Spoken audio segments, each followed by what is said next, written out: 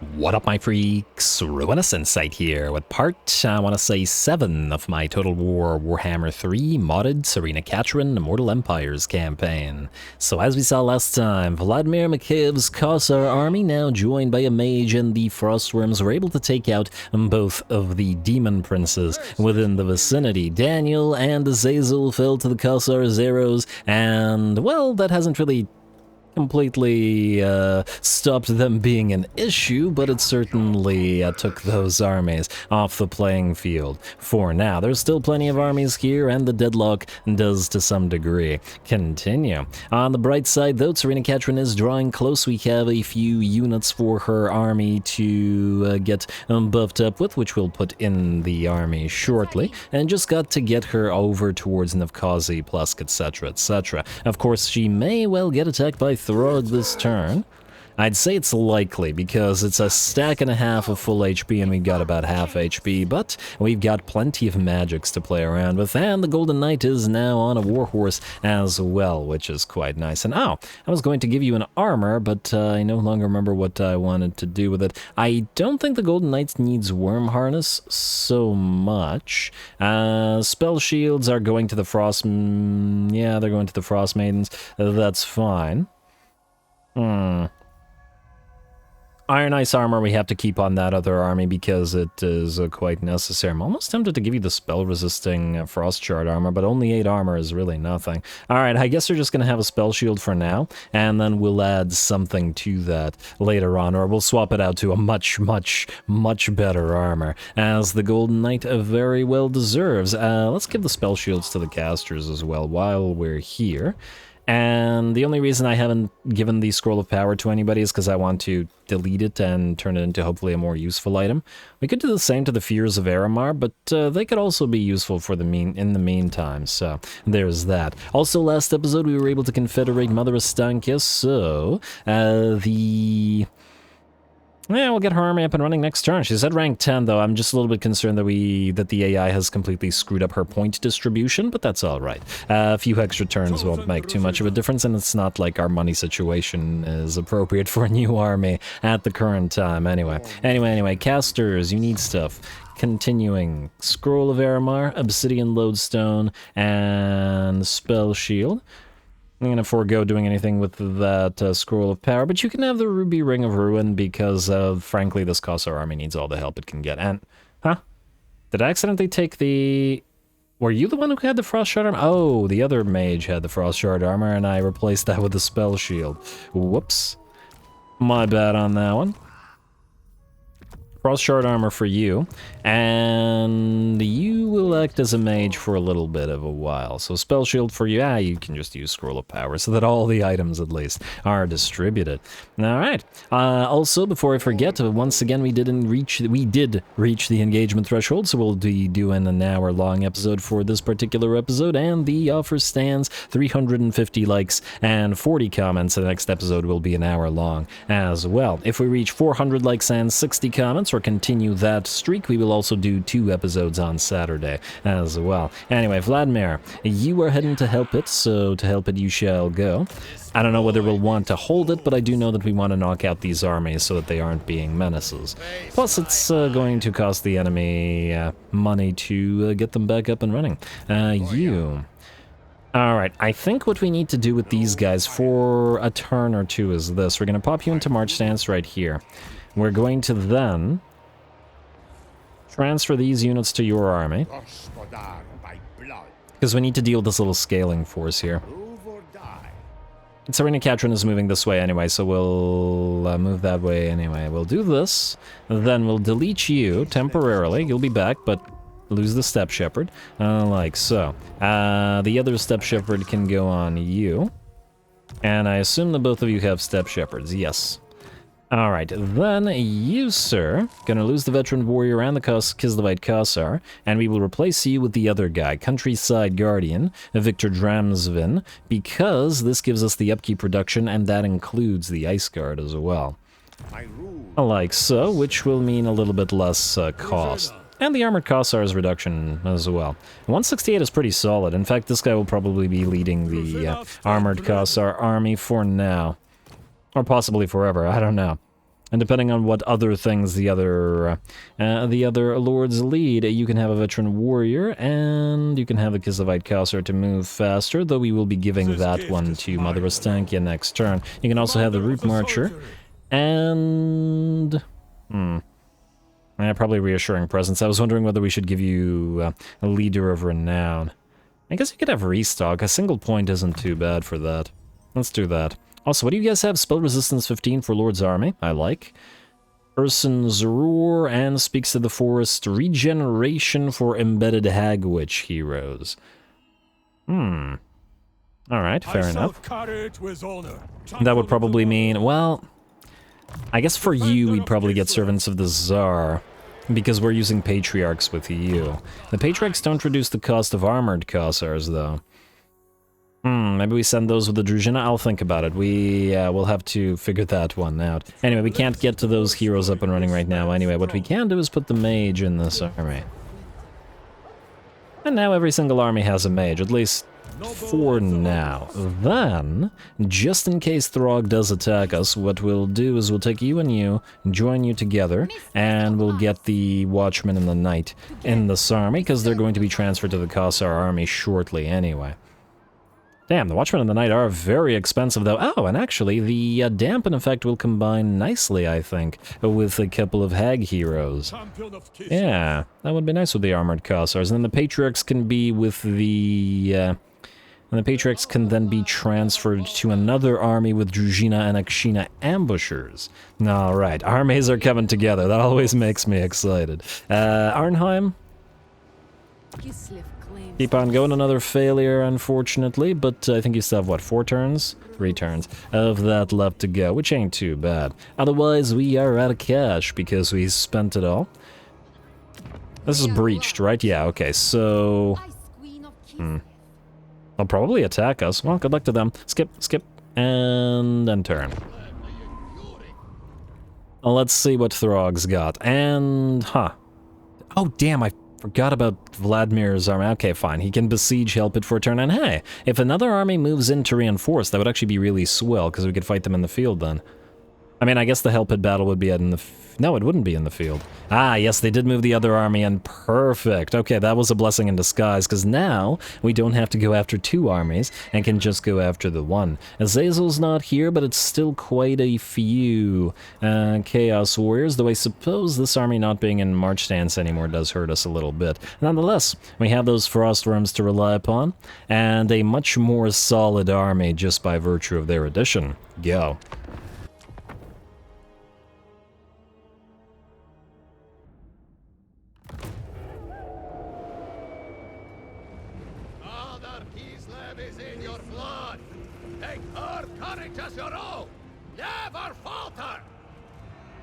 Man, how does every single army that we come up against have a higher veterancy than ours? What is this AI? I wonder if the AI gets a bonus to unit veterancy as well. But anyway, we're gonna have to be careful here. The enemy army outnumbers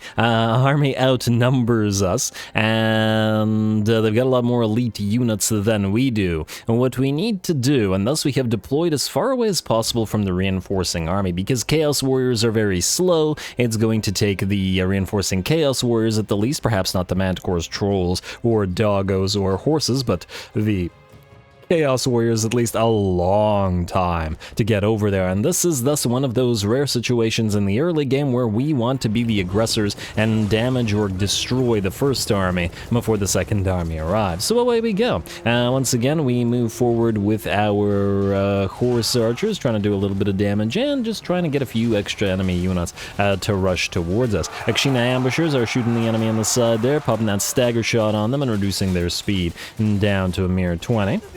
And we'll have an Akshina Ambusher army, or focused army, relatively soon. Getting a few of those shots in there, and here comes the Frostworm, as well as the Patriarch, and the Lord and the Marauders will be the first to go. Just the one unit, though, and not the biggest threat here, especially considering there are Slaaneshi variant Marauders, and Forsaken, and Trolls and Demonettes here. And back away a little bit more as the enemy rushes towards us, and it looks like by virtue of the fact that we deployed forward, we won't be able to harass the enemy as we normally do, nor separate their forces quite as much as we normally would as well. So just gonna have to deal with our army being forced into combat much earlier. Anyway, the Frostworm is distracting some of the enemy fast movers as best it can. We pop the Tor's Battle Kim once again, which has been very, very useful in the early stages of this campaign, as it prevents all of these single entities and the high damage dealers like the Demonettes from hurting our single entities.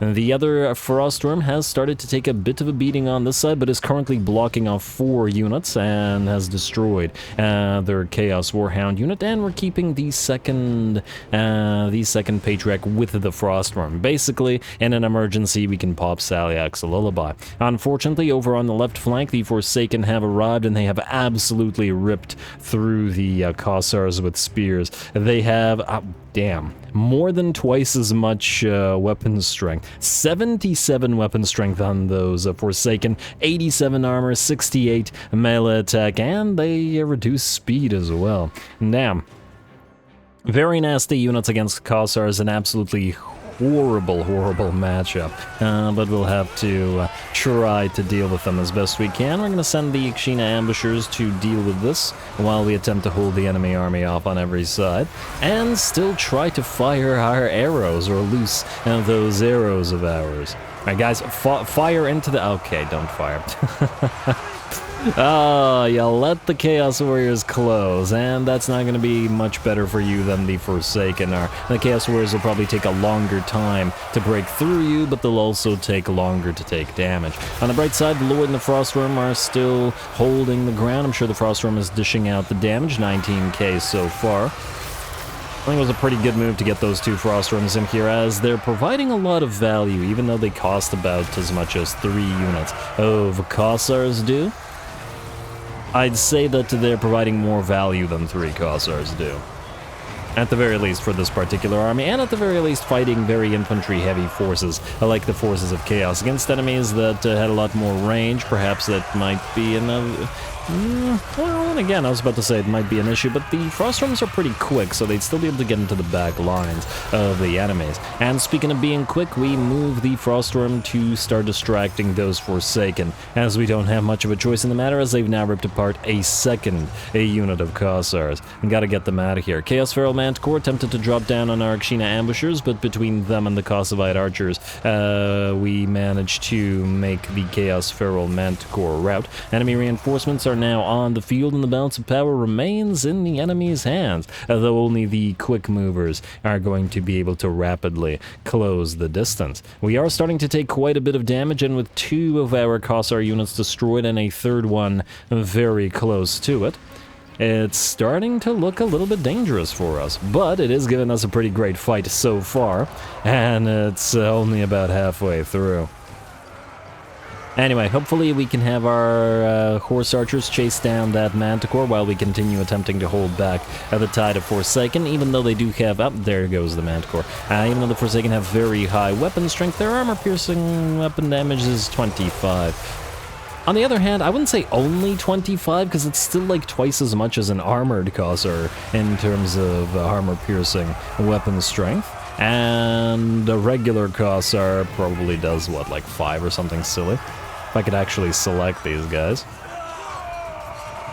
Weapon strength... 10. Yeah. 2.5 times as much is quite a bit. Getting that Frost Maiden's Kiss down upon the enemy, but it does look like the Trolls and a decent amount of enemy Marauders are starting to book it on out of there. Chaos Warriors are making mincemeat of our Kossar line, but that's hardly surprising, as there is a pretty big disparity between troops there, just as much as between them and the Forsaken. That said, it looks like they will finally break, by the looks of it, together with their lord, who has caused a morale shock to this army at least. The enemy army, the 2nd reinforcing army, is still about halfway across the map away, so we need to shatter and or damage as many of these troops as we possibly can, so that we don't have to fight the rallying troops at the same time as those troops that return. We're going to drop a ice sheet down on the enemy just to slow them down so that we can dish out more damage. If nothing else, you gotta love the animations of those Frostworms.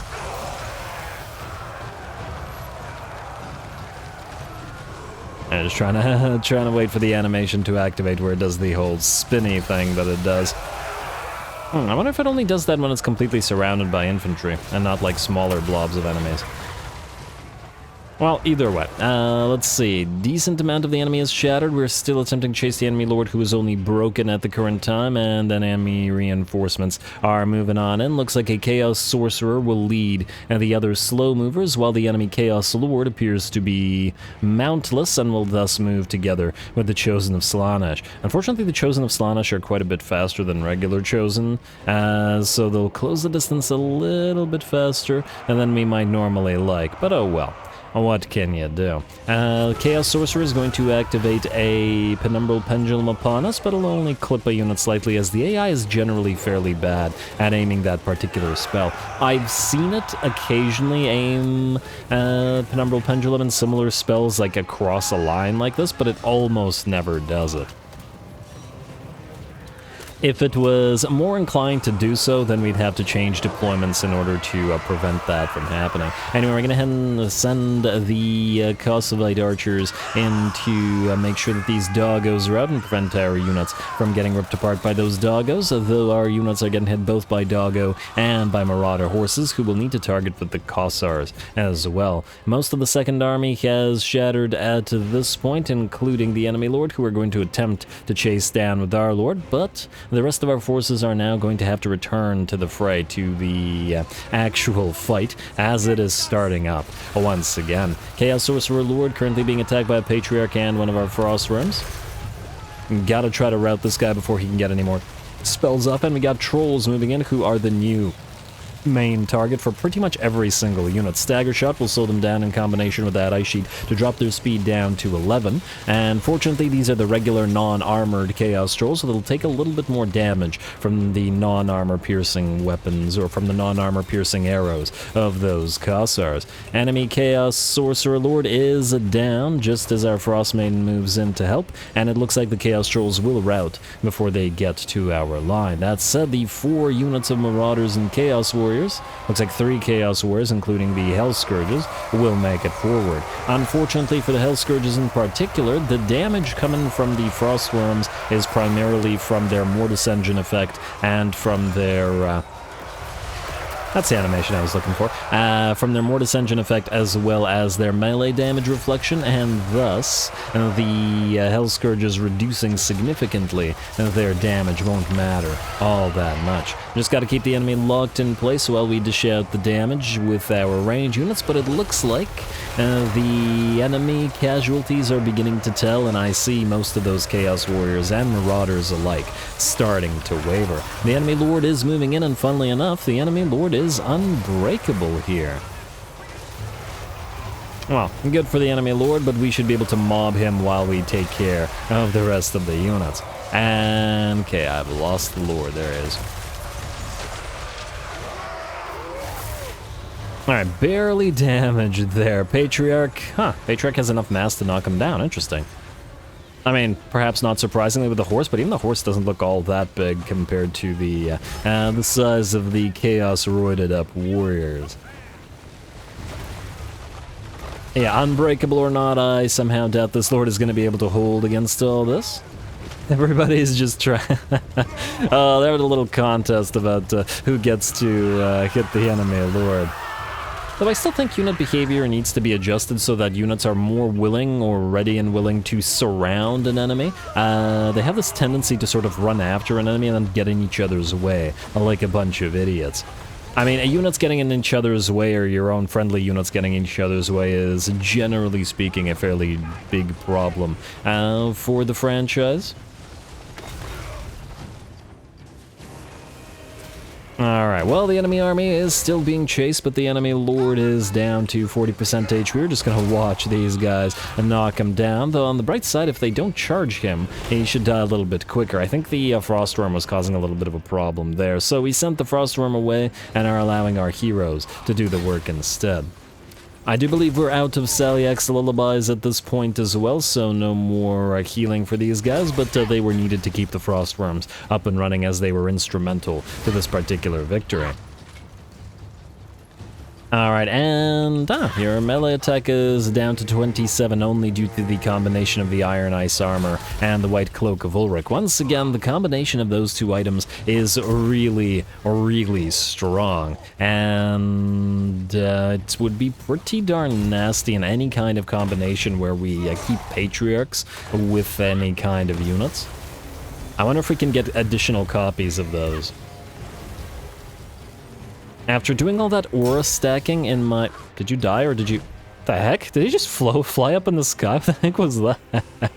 I'm not entirely sure what happened there, but it was interesting nonetheless. As I was saying, after doing all that aura stacking, for those who watch the Elspeth campaign and the Elspeth campaign on the Flagellant army, I have grown quite fond of the idea, and I suppose I did the same thing in the Archaon campaign with Slaaneshi forces as well, just tons and tons of aura stacking in the same army, and we're starting to do the same thing, I guess, with this particular force here as well. It does work fairly well on occasion after all, but anyway, close victory and a great fight.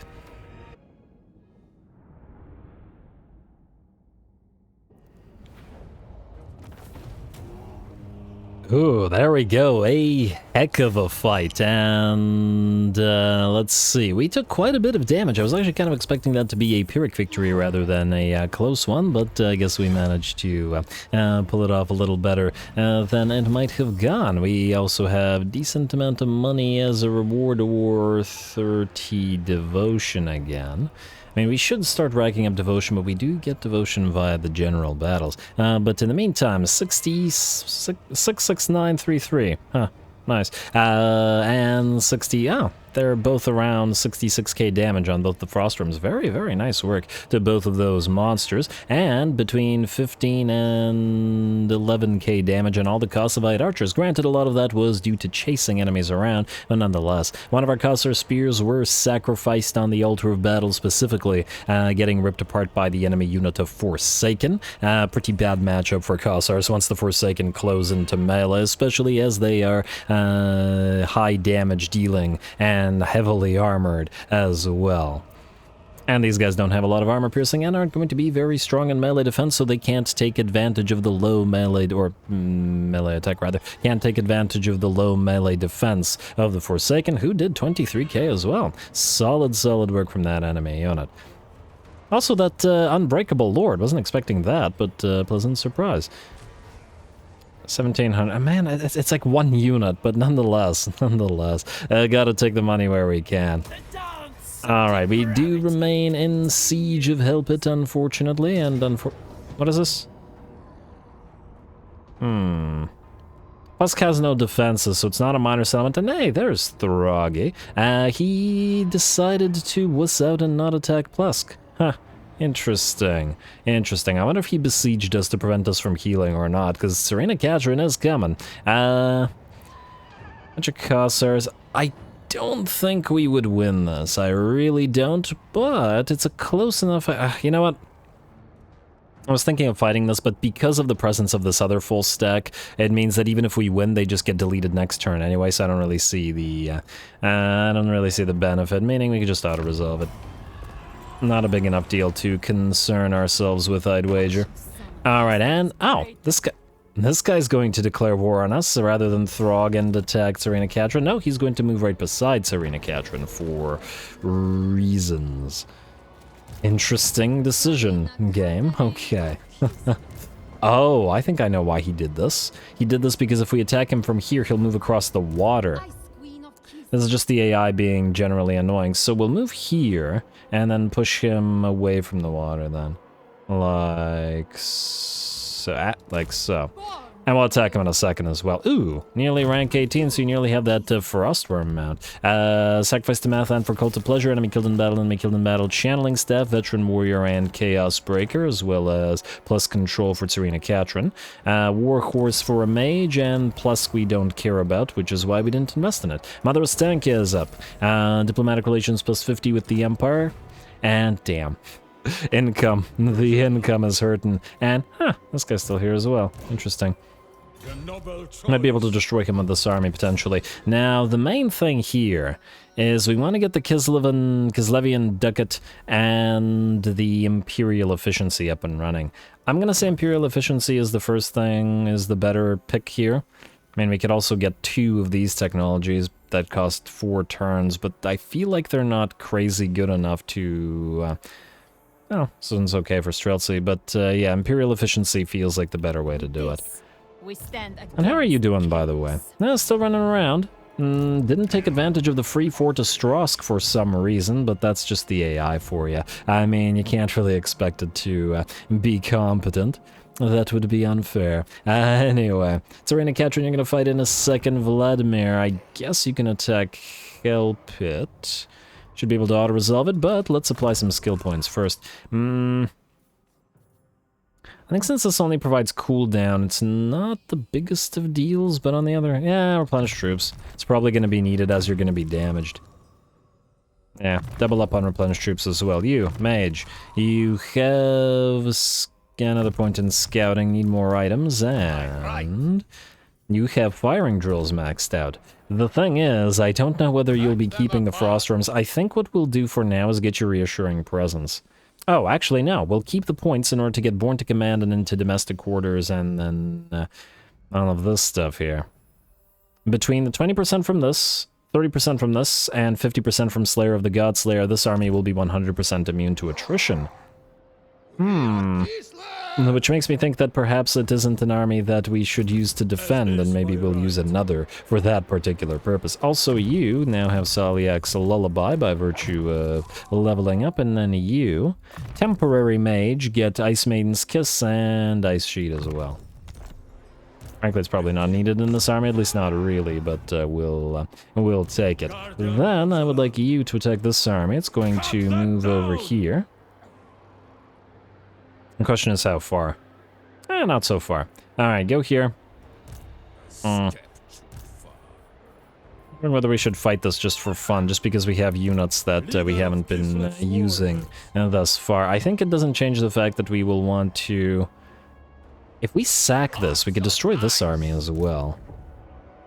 I wonder how much movement we'd have remaining after that. Auto-resolve this. No damage. We will sack the place. Frankly, holding it would probably be difficult anyway. Then go after Uzul. Then auto-resolve Uzul. And wow, really? That ripped our horse archers apart, and that was quite rude at that. Alright, Barton captives now, and I think we've no choice but to move away. March stance then, out here into friendly territory, where we can hopefully heal up. How much will we heal up? A decent amount, but we'll probably need more than one turn to do it. Hopefully, well, I don't see any rat armies, so they can't ambush us and kill us while we're like this, so that's fine. Tollkeeper. Huh. Okay, interesting. That would actually be useful in certain situations, because it's SFO, and unlike vanilla, and we can make use of it. You. Tor's Battle Hymn we've been using quite a lot, so I think we'll head into Tor's Battle Hymn as well. Could try to get into Retinue Physician ASAP as well, and Retinue Valet, but yeah, Tor's Battle Hymn first. We probably need to get these guys impassioned because their melee defense is quite weak and will remain relatively weak even with the War Bears. But after that... oh, we can probably forego getting all this stuff. Oh, actually, Enduring Devotion ain't too bad. We'll see what has more value. Right now, this army isn't healing as much as I'd like, which is what makes me consider it. Anyway, well, let's see what we got over here. Blessings of Knowledge. Winds, well, I'd like that, but it's not something that we need right now here. Urson's Protection, Eagle Eye. Defensive Supplies, Experienced, Quell, Onslaught. Well, the cooldown to spell via Experienced. Miscast base chance. They certainly have potential, but maybe we start moving towards Heart of Winter, so let's get a point in Frostblades. I imagine they're a lot better in SFO. Anyway. Or a lot more, let's say, useful? Oh, mostly Gores. Nothing crazy, though. No Cygors or anything of that nature, so still not super concerning. And oh, damn, this place does not like us. Oh, the raiding, right. Ah, minus 20 from raiding. Yeah, and this guy's just going to sit here and raid our settlements, and we can't do anything about that. The AI is so annoying about that. Oh, man. But oh well. Not a huge deal, or at least I hope not. Either way, I guess, Serena Katrin, you're going to kill this army off. It will now not run across the river. You'll be able to chase it down and then head over here. Unfortunately, by the looks of it, Throg will take Volksgrad, but it was only a tier 2, so it's not a big deal. And this, I think, will fight just because it might be fun. It is a relatively weak army, admittedly. But nonetheless.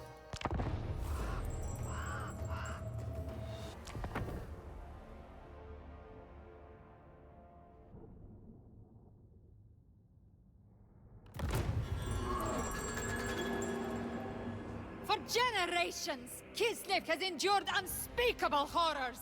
This is a mere distraction. Alrighty, here we go. I don't believe that this is going to be a particularly difficult fight, though they are gores rather than ungores, but we've seen beastmen so rarely in this campaign that I feel like it warrants the fight. Plus, they do have a pair of minotaurs on their side. They have a unit of Razor Gore herd, and the Razor Gores are very, very strong. That combination of the bleed from the Razor Gores and the Hounds of Pestilence, which unfortunately they don't have them in this army, but it's a very nasty combination, which I used with extremely good effectiveness in my own previous Beastman campaign. Anyway, for now, looks like the enemy is moving in. We slow the enemy down with the Frostbite X2 and 6 movement speed on those poor Minotaurs. Ouch. They're not getting anywhere at that distance, and we can send the Golden Knight together with the Patriarch and Serena Catrin to begin fighting the other unit of Minotaurs, while the first one is just sort of slow-mo walking towards us. That said, those are only the units in the center line, and our other units are going to have to hold and back the tide of enemies. Armored Cossars with great weapons and Armored Cossars with the twin blades alike going to enter the fray a little bit earlier than they normally might, but at least we get to watch them fight, so I'm happy with that. Alright, rip those gores apart, and if we need to drop a spell on them, we have Dampen to do so as well. Again, a couple of spells active, though not a crazy amount of damage to the gores there, and we can see our Kislevite warriors beginning to rout under the onslaught of Beastmen, but they're still in this army primarily to act as sacrificial units should we need them to do so. Plus the fact that they're very cheap, and once again, our army remains in relatively, or our faction remains in relatively dire straits, money-wise. Twin Blades continue to do decent work. Those Watchmen in the Night ripping the Ungors apart by the look of it, though they're not killing a lot of models by the looks of it, and are mostly doing damage. We got a little bit of help for model killing with regards to the Snow Leopard, hitting them in the back as well, however, and it looks like the enemy right flank has shattered. Their center is pretty much broken, especially with the Golden Knight having defeated the enemy Lord. And now it's just a matter of making sure that the last of the enemy units are out. Speaking of the last of the enemy units, our Winged Hussars are keeping the enemy Razor Gore herd back. They did manage to kill off a few of them and do a bit of damage, unsurprisingly perhaps, because of the bleed and the armor piercing on them, but it did mean that the piggies were not able to enter the main battle. And that certainly worked out well for us, as it is the most threatening unit on the field aside from the enemy Minotaurs, who we focused down quite well as well. Now we just gotta make sure that the entire enemy army just shatters, so we're going to keep chasing those units that are routing, and wait for the units that haven't shattered yet to make their way forward as well. And once again, doesn't the Golden Knight just look fantastic? Gotta get the Griffin Legion up as soon as possible just to keep going with this sort of aesthetic that we've got. Alright, how are we doing now? Piggies are still chasing those Winged Hussars, but now the Winged Hussars are just focused on chasing down other enemies, but then rushing through and not taking any further damage from the piggies either. Not that I think any enemy would be able to capitalize on it either way. Anyway, well done, Winged Hussars. Keep on running. I guess you are fast enough to outrun the piggies, and the piggies will not be able to enter the fray as the enemy army shatters, and the battle is ours. 75 speed versus 106 speed. Yeah, well, that explains that. A little bit of chasing to do, but as usual... Oh, actually, no.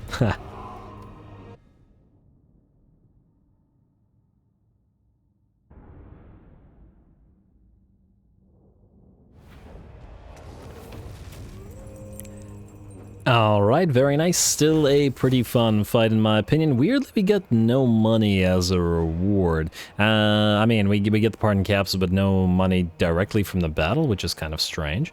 We could heal up to full, but we are in our own territory and will likely remain so I think we'll still pardon the captives, although at 1200 gold, perhaps the sacrifice captives would be better, simply because we do still want to head towards the next activation of our thing.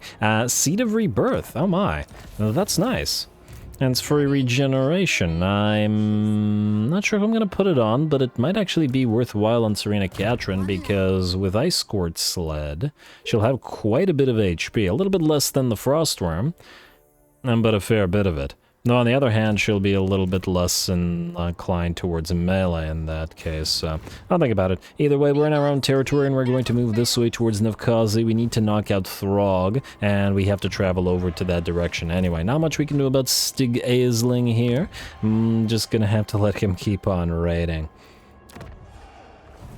Hopefully it won't be a big enough deal for us to concern ourselves with. Next up, Hamathane Frost. We're probably going to fight this little fight just for the fun of it, and the fact that we can try out a few of our newer units, Little Groms and Heavy War Sleds, and...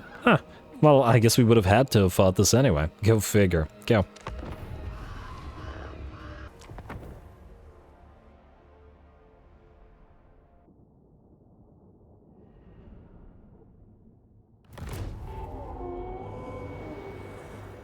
No enemies too great, no battlefield too vast, for we are the sons and daughters of Kislev!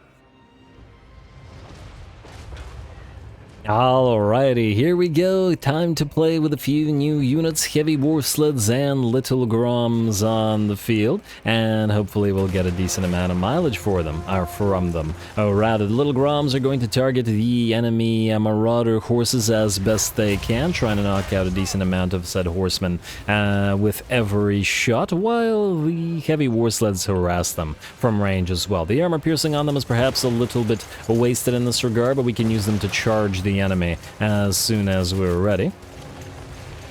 And the Streltsy in the Heavy War Sleds can do work until we can get our own Streltsy on the field.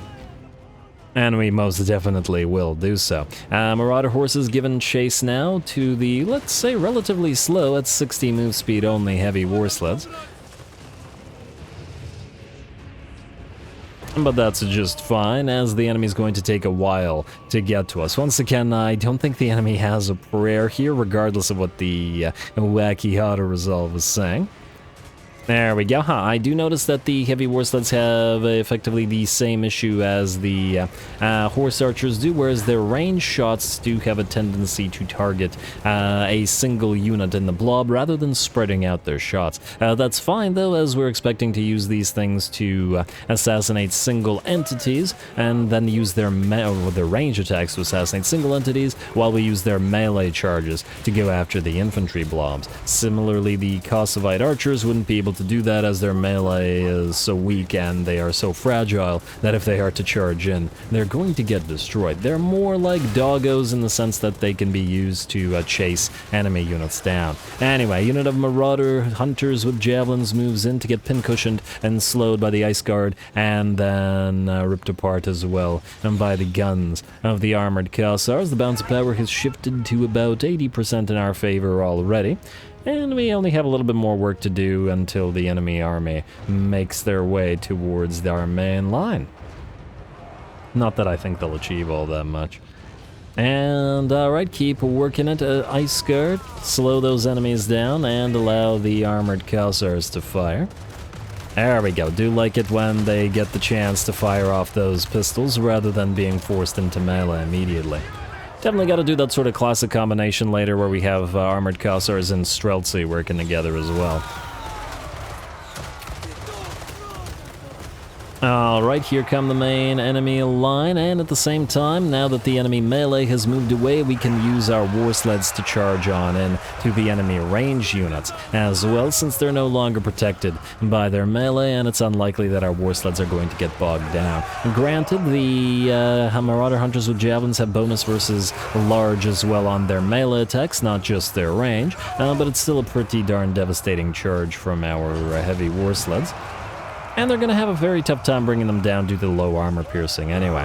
The other units of Marauder Hunters with Javelins, as we just don't have a sufficient number of war sleds, will get destroyed by our Ice Guard, while the enemy Marauders, spears and axes alike, will get stopped by armored Cossars and prevented from achieving really anything. Bounce power at about 95% in our favor, the enemy Lord, and getting destroyed by our single entities.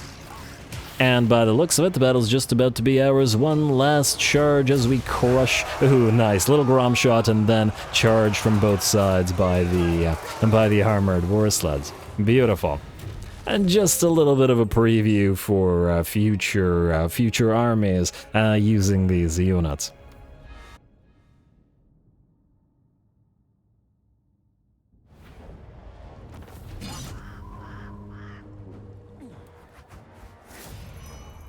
Yeah, the auto-resolve seems completely screwed for Kislev. In what world was this supposed to be a Pyrrhic victory, or whatever the auto-resolve was saying, with casualties enough to kill off one of our Patriarchs and another one of our units? In what world, game? I think we know now why Boris Ursus was dead, and why Mother Estankia was basically dead as well. If the AI essentially functions only on an auto-resolve basis, that explains why Kislev is getting completely overrun.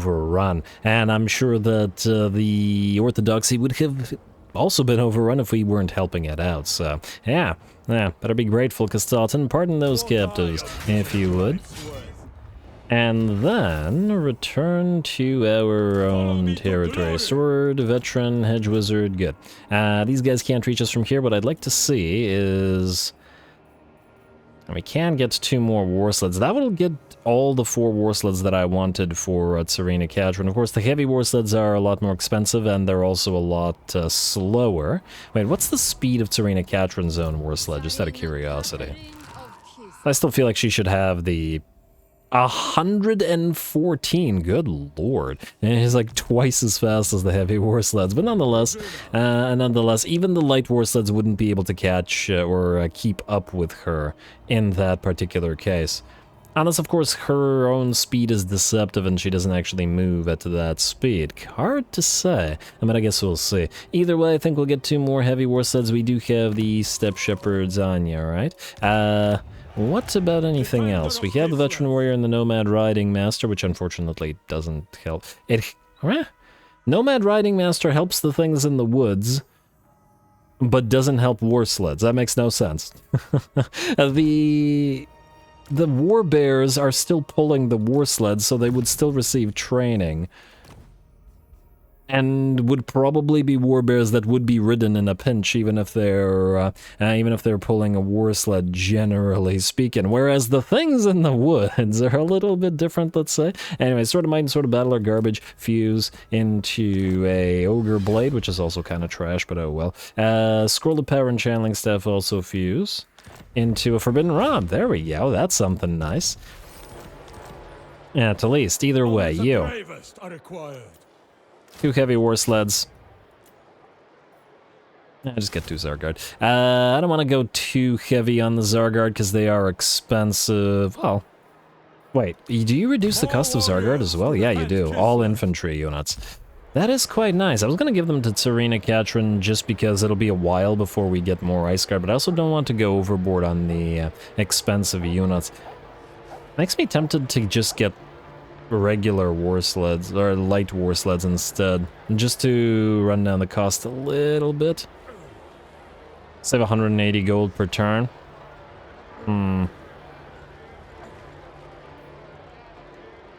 Might be too much at the current rate. It's not like we really need the Zargard right now, even though they might be nice. I think at the cost is too crazy. You know what? Don't bother. Keep what you currently have.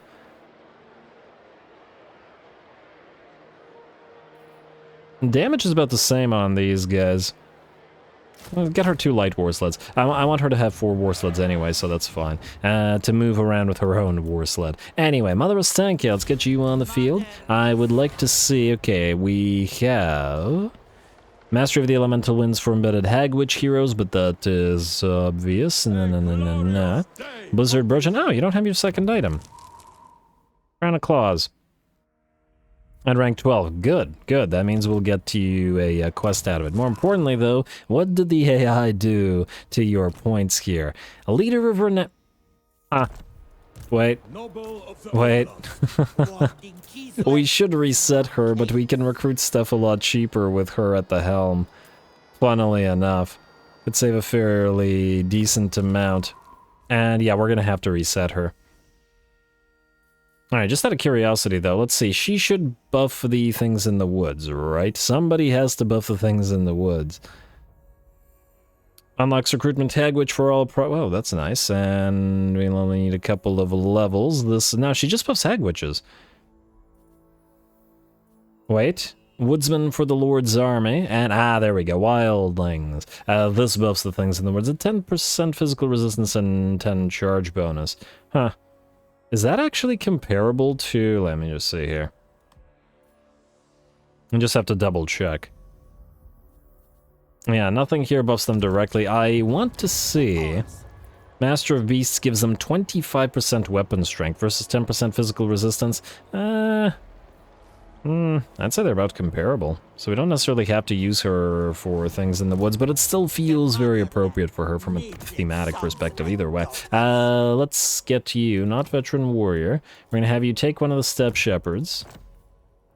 All units in army. Okay, damn, I was hoping about this local province instead, but that's all good. Hold on to the Tollkeeper for now. Take the Nomad Riding Master as well. And then next turn, we'll undo your skills. I mean, we could also use you to just recruit units for a little while we can't have you making use of an army anyway. Anyway, if we do it like this, then the heavy war sleds are 1,500 and these guys are 1,200. That's a lot more reasonable than it was before at any rate. They still are quite costly, admittedly. But nonetheless. Alright, Serena Catron, let's just get 2 of each. Well, do we really need a Zargard with great weapons in her army? We might. A little bit of extra armor piercing, especially against the Chaos forces. The shields would be nice.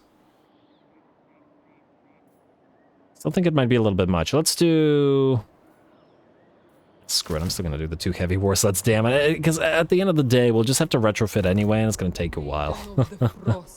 And then we'll have to ferry those units over. It'll be a whole thing. Anyway, success, good. Keep stealing that tech. Anything else we need to do this turn before we end it? Quick deal.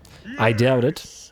As in, I doubt that anybody will deal with us because... Oh, it's other than the Great Orthodoxy. How much money would you give us for this? 2.7k. I'm honestly kind of willing to take their money. Take their money, screw it. We're using too much money on everything. Or on getting units up and running, so let's just do it. Steel Standard? So if we give this to Serena Catron, what speed will her war sled be moving at? Just out of curiosity. Something pretty insane. Also, is the Ataman still here? Yes, indeed. So, Uzkalak, we will want to upgrade the breastworks. And... I mean, we do want to upgrade for Dorjny Vort, but frankly... I think since we are investing heavily into Uzkalak, we're going to build Uzkalak up first. It's the better option. Your public order is in shambles. We'll get more money here and we'll be able to upgrade this, but probably not until a few turns have gone by, which means we can take the Ataman and then move him here to the Blasted Wastes. Alright, there we go. And then you can switch to Purge the Steppes because your public order is in shambles. Everything else here is generating additional money. Is the relief column still necessary? It's +4, meaning yes, indeed it is. Alright, fine. And we'll just wait the turn there, and then you and hopefully Serena Catron can meet up over the next couple of turns. Hopefully Throg doesn't immediately take Prague, though. On the bright side, this army is effectively able to fight on its own now, so that's nice. You can get Inspiring Presence. Mine by right. And I think that's all we can do this turn. So skip, and turn. Let's see what these guys got. Throg and... that army's still running around. Oh, damn, that's Skaven Plague. 5 turns on it. Okay, we can't risk getting this on Serena Catrin because it's a... that Skaven Plague is horrifically bad. All units suffer attrition, though funnily enough, Vladimir's army would be immune to it, but I take it he wouldn't be able to heal. Oh, there we go. Throg's taken Volksgrad. He doesn't have the Skaven Plague on him, though. Which is fine. Supervisor Clan Rictus destroyed. Ah, no. Who destroyed them? Huh. Was it the Crooked Moon? Interesting. I only say oh no because I like their defeat trait in SFO. SFO, or World Walkers Confederate the scaling and build 20 allegiance with an allied faction. A little bit of cash, which we certainly needed. Serena Catrin, move to Nivkazi. And I guess I ought to resolve it. We could also take Temple of Heimkel, but I guess we have to go through this anyway. Auto resolve? Alright, no crazy damage this time around. Getting closer. Just gotta get those Ice Guard in your army. You got your Frostworm now. And for free, I might add. As in, we don't have to pay upkeep costs. Now go into Indomitable Spirit, as we will... Ooh. Ah, no level yet for the Golden Knight. I got excited for nothing. So now the question is, what will you guys do? What's the likelihood that... Okay, wait, I have an idea. We're gonna take you. We're gonna pop you into a camp stance, right? Wait. Throg can go... Wait.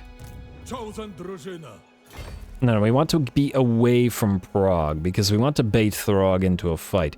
Go into channeling stance, I guess. Right here. Then... we're gonna use you in ambush as a reinforcement. The ambush won't work, but that's not the point here. Is there more ambush here, perhaps? Let me just see here. 50-50 or 40-40-40. I don't know why I said 50. I saw the 5 below it from the Winds of Magic and assumed, but nah. Alright, that's fine. You're still holding on to your points, so you have no points to assign. Mother Ostankia will transfer stuff and will probably be deleted right afterwards. Also, what do we have here? Streltsy and the Mordheim Beowulfs. Yeah, that's great. Anyway. The rest of you are set up. Michaela, rather. Hey, Marathi's back. Keep on Steel and Tech, I guess. And more Steel Tech. What are you at now? 5 turns, huh? Maybe we should hold off on for a few turns, rather. And just to save up on a little bit of cash, I guess you can keep going through Assassinate. Alright. And, okay, we still got a little bit in the way of building to be building. Uskalak is fine. Carrick Vlag and stuff, I mean... 970. It's a little bit expensive for the market square, but, yeah, it's not collecting income anyway because the rating will just keep on going, so we can't really do anything about that. This place we can, we'll save up until we upgrade you. What about we... upgrade the Gem Cutter's Workshop here. Gotta get that econ flowing. And Purge the Steps is keeping us just out of the really negative public order. Too bad the Manor of the Ice Queen doesn't provide a public order bonus, but it's alright. When we upgrade this to tier 4, we'll get more. Or we could just build more Orthodoxy chapels here and there as well. Anyway, speaking of Orthodoxy chapels, we're very close to the next tier, which is more control, which is lovely. And how close are we to Saliak? 280. Alright, nearly there. Ataman. You have a thing. Drill Master gives you recruit rank +2, local province on Ataman, and Master Builder construction cost -20 for all buildings. Hello. Oh, we'll have to choose between time reduction and cost reduction, but yeah, definitely Master Builder. That also means, wait. I mean, I guess here in the Badlands it would be time, and then here in the non-Badlands it would be a construction cost. Especially as the stuff in Kislev itself is going to be real expensive. Alrighty, we are very much running out of time. Let's end the turn and see if we can bait Throggy into this. Or into an attack on Serena Catrin. Bait him into something. Come on, Throg. The auto-resolve thinks that you have the advantage. So why don't you show it? I don't even know where he went. Oh, the heck? Why'd you go over there? The ambush didn't fail. He's just a coward. Okay. Serena Katrin cannot reach you, but she can go down here before she gets infected with that darn plague, so that works for me anyway. Go right here, and I'm hoping that we can raid the territory. That'll hurt our vigor, but who knows. And hello. Ensure that the following building has been completed. Walls. Is that Ulrika on the field? Ice Core dominates. Nemesis crown claimed by Fekendites. Ugh. Wait, is Ulrika on the field, or did we get another quest? Gotrek and Felix, we still have to fight that battle, but we need our other units. And hello, little army. Gotta figure out a way to fight you without you running away. You're kind of in an annoying position, but we can't take any of this until the Skaven Plague runs its course. And damn, look at that predicted income. We need to get to Serena Katrin. The Plague is creating another wall. Was not expecting that, admittedly. Defender of Kislev. I mean, we could have these guys fight, but we still want to transfer those units. And Vladimir remains kind of damaged. 4 turns duration. Yeah, just keep on ignoring that, I think. Alright, we're going to move you down here. Do allies prevent your ambushing thing from working? I have no idea. Guardian of the land. I'm gonna put you both. Well, no, you can keep channeling right here. Follow me into the wild. Because your mana is low. Frankly, your mana is low as well, and you both would be using it, but you're costing us money. We can't move Mother Ostanka from here because if this guy crosses the river, kind of an annoying position to be in. We start moving towards Fortress Strosk, but we have to figure out what to do with this guy. Might be Daniel coming back as well, but anyway. You able to go into a raiding stance? Yes, a little bit of extra cash before we hit the Temple of Heimkel. Speaking of cash, we will need to spend a little more. One more turn for Fort Dorjny Vort so we can switch back to Awaken the Land, and then hopefully bump it up to the next tier afterwards. Blasted Expanse, let's start building that palisade. And we could reduce the... just build it now. I was about to say we could reduce the time. And I guess now we send you this way, and then we send you back to build the palisade here afterwards. Alright. Or, wait. Regardless of the time, Fort Dorjny Vort costs a lot of money, so we could instead take this guy and put him over here into Zornus Cool. And that would at least reduce the cost next turn by 20%, which ain't too bad, I think. Alright, that works for me. Garrison Lord non-moved, heroes and lords. Alright, I guess we can end one more turn then. You know what? Save the money. Save the money, you got 4 turns of this. Skip. And turn Throg, please stay and fight. Please don't run again. And, they still didn't cross the river. What the heck are they doing? Oh, what an annoying little stug. Maybe they won't run if we try to fight them, but we can't really risk crossing the river ourselves due to that plague over there. Man, the Skaven plague is really annoying, even when you don't contract it yourself.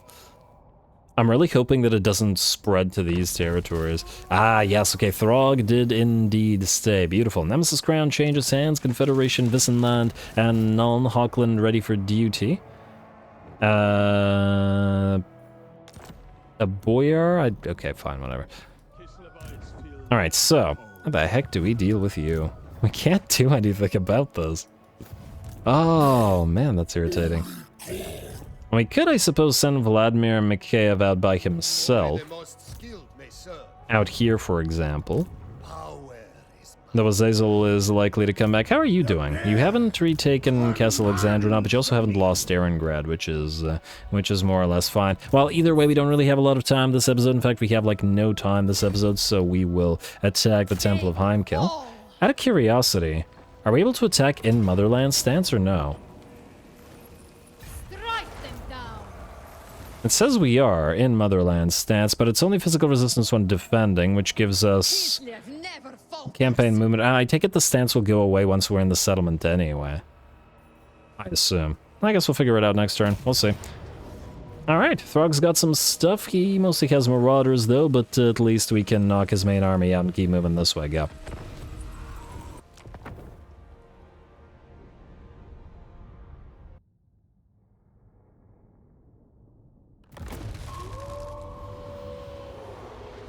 For generations, Kislev has endured unspeakable horrors. This is a mere distraction. Alrighty, here we go. Now we got the Golden Knight and mounted at that, and we got the Frostworm for Tsarina Catrin as well. Look how unstable that platform is. Imagine trying to cast a spell or even speak while your mount is moving like that. It's just... it's just back and forth. It's a very cool looking mount, but how can you do anything at all like that? I can see why her highest level of mount is the War Sled, because I'm willing to bet the War Sled is a lot more stable, even without any kind of stabilization on him. Anyway, oh, that amused me greatly. Anyway, the enemy has a lot, and I mean a lot of units on the field this time around, and we thus run the risk of being overrun on our main line. So the name of the game for this particular battle is going to be Divide and Conquer. Tsarina Catrin and all of our single entities, our Patriarch, our Frost Maiden, and our Golden Knight, have all peeled away by themselves to hit the enemy's right flank. All of our single entities working together, dropping ice upon Tsarina Catrin's location. Well, Tsarina Catrin dropping ice on her own location, but mainly they're just here to support Catrin. The Golden Knight for if Throg moves in and wants a duel, but it'll be Catrin that does the real damage, and the Patriarch can keep us healed up as needed.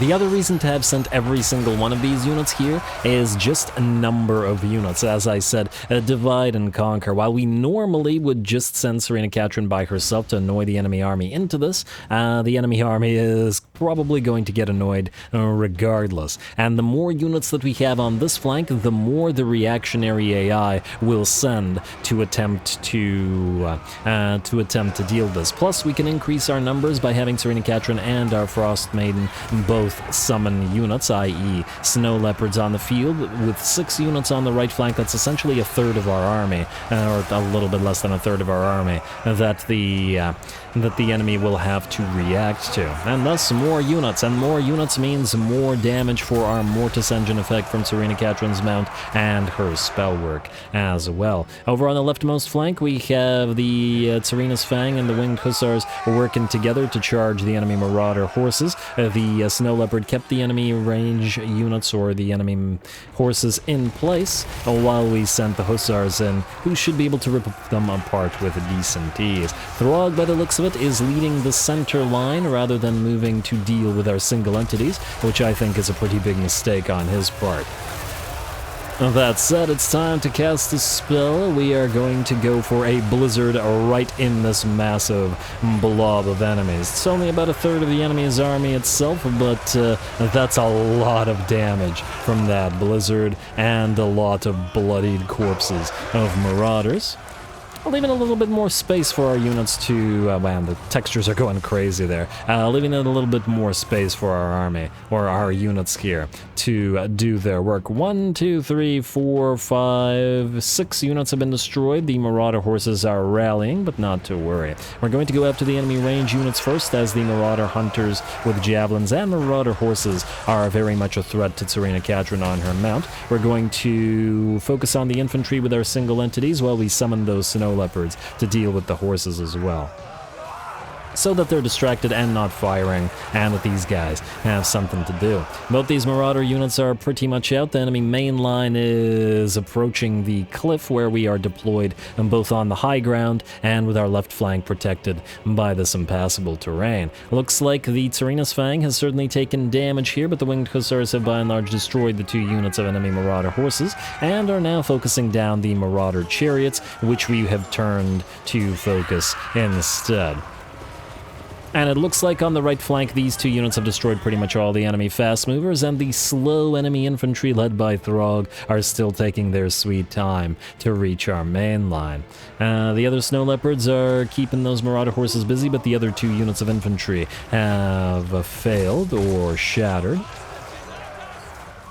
And now just a matter of killing off what remains here. And we're going to have to send the Golden Knight to deal with Throggy all the way back here. In the meantime, some Marauder Hunters with Javelins have finally made their way forward, only to start getting pin-cushioned by the Kossars and by our Ice Guard, and the closest thing to the Javelins is our armored Kossars with sword and board, meaning they're not going to dish out too much damage to those particular units while we dish out damage to them in turn. I don't know if Throg starts with his breath attack. Yeah, he does have Copious Vomit, but I guess he does still have to get into range. First of the enemy Marauder Hunters with Javelins have been destroyed. The second one's down to about half HP now, and a few more volleys will send this unit routing. Although I'm not so sure that we need the volleys, as Serena Catron is very much on the way. That Frost Worm is real quick at 90 move speed. Very nice to be able to get a ground monster moving that quick around the battlefield. And we're going to start with the Frost Maiden's Kiss to herald Serena Catron's arrival. Once again, she must be so nauseous. Yeah, see, you can use the... it's so much smoother to use the glide rather than the run, Frostworm. Come on now. Oh, man. Anyway, enemies are moving in. Marauders are attempting to reach our main line, but lose quickly about 60% of their HP. Pistols are firing into them, and Serena Catron moves in to charge them in the back to prevent them from reaching our line as well. Golden Knight is booking it forward to try to reach Throg, while Serena Catron essentially runs amok with her Frostworm along the enemy main line, and just to prevent them from reaching us. Although it does look like a couple of Marauder units do make their way forward at last, but this is the center where we have our our armored Kossars with great weapons, and the Watchman and the Knight who should be able to get into combat relatively soon. I just gotta give him a sec. On the right flank, we have sent our Patriarch in because it was only our Kossovite, not a Kossovite, our Kislevite warriors with a few units of armored Kossars as well. Then we debuff the enemy units such that they cannot do damage. Alright, these guys have moved in. By these guys I mean the Watchman and the Knight, and the Golden Knight now begins to duel Throg, who we have turned in such a way that he's frozen, can't move, and he's taken shots in the back as well, which feels appropriate considering all those arrows and swords stuck in his back. Sorry, Throg, with your HP down to half and your army pretty much obliterated, you're going to break, and the battle will be ours. Lovely. That worked out pretty darn well, I would say. The strategy of dividing the enemy army made sure that we fought where our units were strongest, obliterating enemy infantry and fast movers, and the enemy range would of course have lost a shootout, and did lose the shootout with our own range. Very, very nice work.